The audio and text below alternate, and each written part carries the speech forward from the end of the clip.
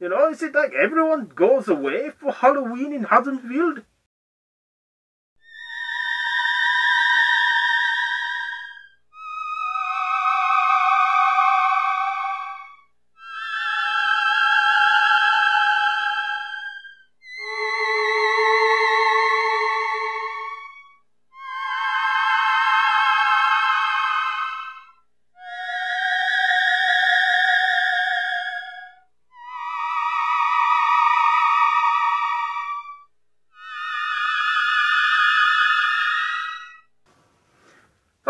Hello, guten Tag, and a happy Halloween in January. So, good. So the bad news is it's the last in the series. I know. And the good news is I'm not going to review one horror movie like the first one I did back at the New Year's Day. I am going to do two movies. And they are Halloween and Halloween 2, both the originals. So let's start with the first one. Halloween was written by John Carpenter and Deborah Hill, and was directed by John Carpenter, and it starred Jamie Lee Curtis, Donald Pleasance, and Nick Castle. So the movie is the start of a slasher series, and it pretty much puts slasher movies on the map in horror.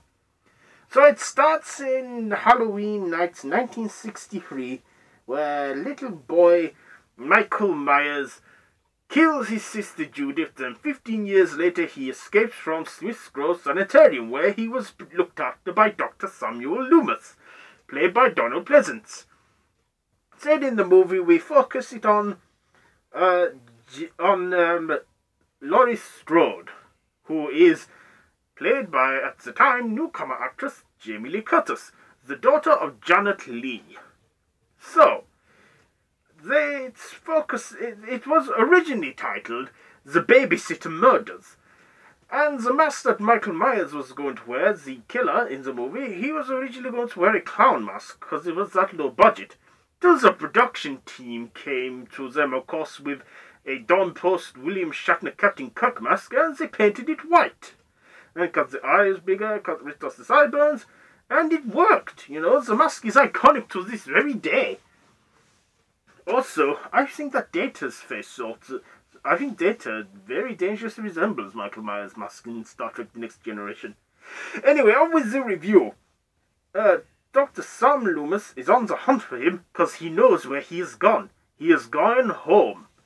And because it says on the poster, and it's the tagline, the night he came home, yeah? So, we then see Laurie Strode babysitting on Halloween, whilst her friend Annie is also babysitting too, and takes a little girl with Tommy Doyle, who one day grows up to be Paul Rudd in the 6th movie, and he stays, and she takes the little girl to Tommy Doyle, and Laurie looks at her, while she plans some alone sexy time with the boyfriend. Of course, she gets strangled by Michael in the car. And then, of course, there's Linda, who is not one of Laurie's friends, who had sex. Her boyfriend Bobby gets killed. She gets strangled by the phone wire.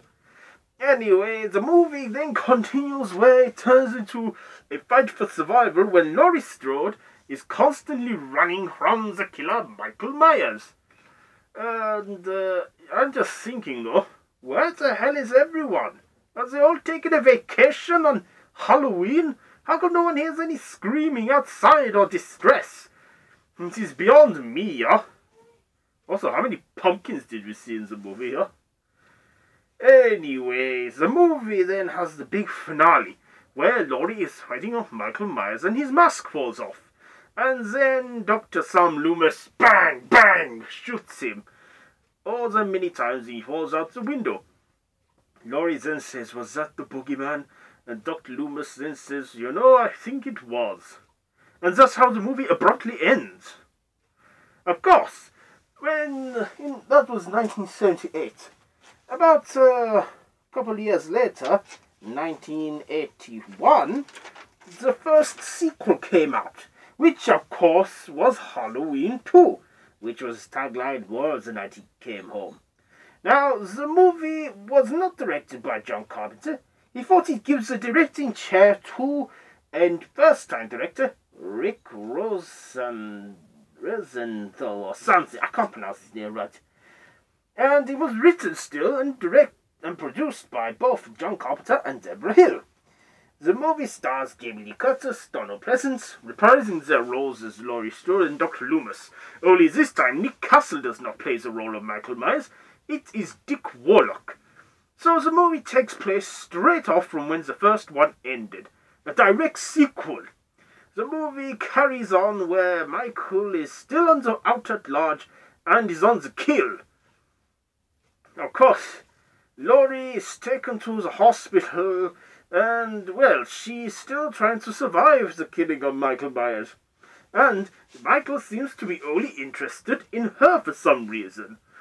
And he kills anyone who gets in the way halfway through it. Oh, getting a bit hot. I may take my coat off.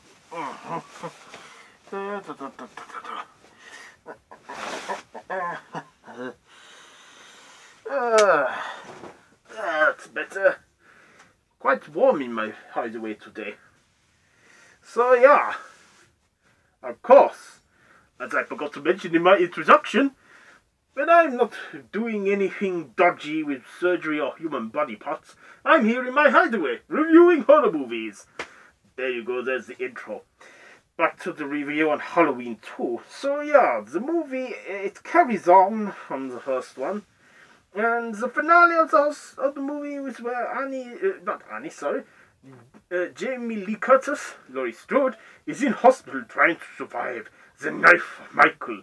I'm just thinking, why the hell in horror movies is hospitals dead?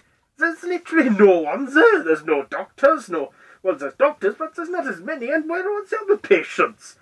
You know, is it like everyone goes away for Halloween in Haddonfield, Illinois? We also find out that Laurie Strode is actually adopted, and her birth name was Cynthia Myers. Turns out that she, as a baby, was put off for adoption after the Myers parents were killed. And Laurie and Michael are actually brother and sister, and he wants to kill her. Yeah, it is quite a twist that was on there. But also in it, Laurie meets her future husband. I can't remember his name, but it's something Lloyd, and they have the daughter which goes into Halloween 4. Anyway, the movie ends where Dr. Loomis faces Michael head-on and blows himself up in the gas chamber room where Michael and himself are burnt. Michael comes out one last time to attempt to kill Laurie, but then falls and dies and burns. I'm just thinking, how the hell did Dr. Loomis survive that? Because he came back in Halloween 4, the return of Michael Myers. I'm not sure how he did that, but I know Michael was in a coma for 10 years. And then that was it for Halloween. When the third one came out, John Carpenter saw potential in it to become an anthology series. But of course it was piss. You know, just piss. The idea did not take off, so they went back to the Michael Myers storyline, where Laurie had been killed in a car accident many years ago, and now Michael is on the hunt for his niece, Jamie Lloyd, Laurie's daughter, played by future Scream Queen, at the time, Danielle Harris. Then there was another sequel, Halloween 5, which was a year later from the fourth one, and it just went into production without a solid script. It was also the last movie John Carpenter had any involvement with, because after that, the movies were sold to Dimension Films, where they had a sixth film discovering Michael's motive, that he is driven by a curse which causes him to kill his entire family. Anyway, moving on, the seventh one, Laurie is not dead. She faked her death so she could be safe, and Michael is on the prowl for her again. Of course, Michael fails, and we think he's dead. But then there's another sequel, Resurrection, where Michael did not die, and he's still alive, and yeah, he kills Laurie. And then, of course, the movie saw 2 remakes.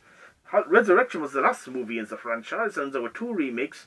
I reviewed the first remake, Rob Zombie's Halloween, back on the 3rd of this month. I haven't reviewed the second one because that is just piss. Thick yellow piss. Well, there's been, and I can tell you that Halloween Returns is in the works for October 2016 this year. Oh, that's something exciting. So yeah, and it's said to be a sequel to the original franchise, so this could be the long-awaited Halloween 9 everyone has been waiting for. Anyways, this has been Dr. Fripp, me, Dr. Visor Fripp, and this has been Halloween in January. I'm quite sad that this is the end, but not to worry. I shall be back later this year with whatever Random Ross's YouTube channel has to provide for me. And of course, tomorrow, Random Ross will return with a whole load of randomness, and he'll be stomping out those winter blues, like I hopefully have done for all of you lot out there. So yeah, thank you for watching Halloween in January, and thank you for watching me review all these movies that I have done. I am quite proud that I've actually managed to make it this far, because I didn't think I was going to. But anyway, yeah, I bid you all auf Wiedersehen, goodbye. And yeah, this is it for Halloween in January. So yeah, like I said, see you later this year. Goodbye, friends.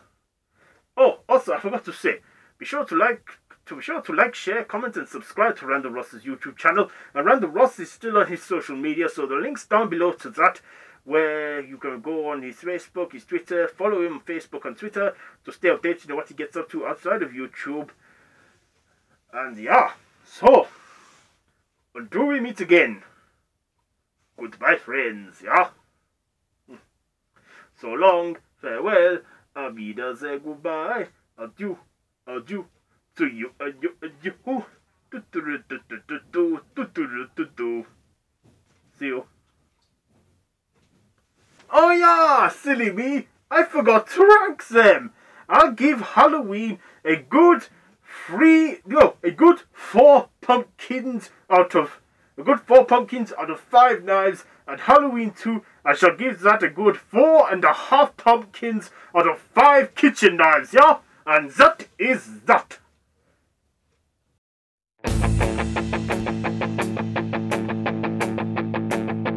It's astounding.